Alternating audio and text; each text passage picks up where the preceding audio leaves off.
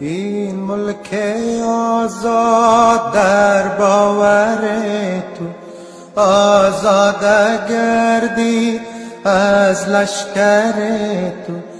احمد نشسته در سنگر تو، خدا یارش باد، خدا یارش باد.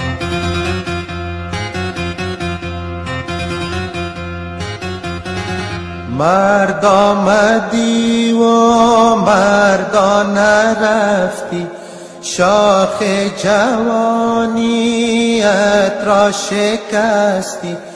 در رای دین در نجات مردم، نامت مبارک، نامت مبارک.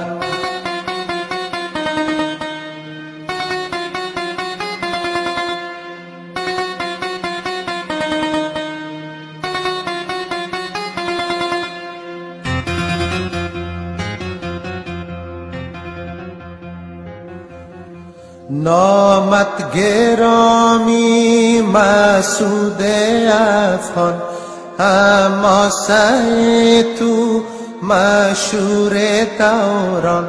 نام تو ثبت است در دفتر جان، نامت مبارک، نامت مبارک.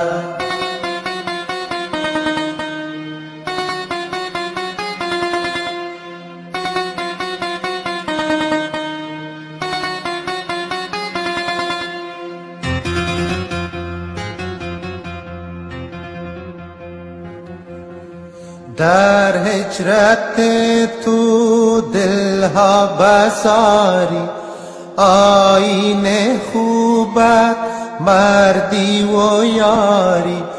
آرمان پاکت تا حشر جاری، نامت مبارک، نامت مبارک.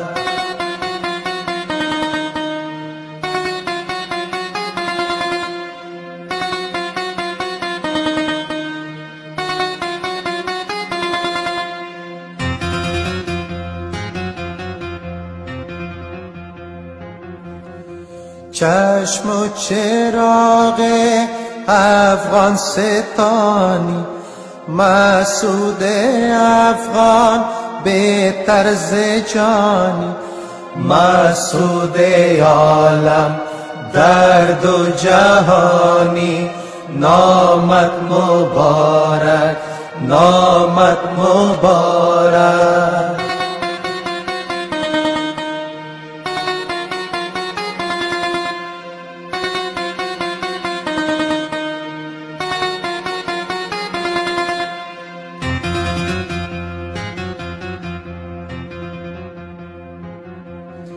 این ملک آزاد در باور تو آزاد گردید از لشکر تو.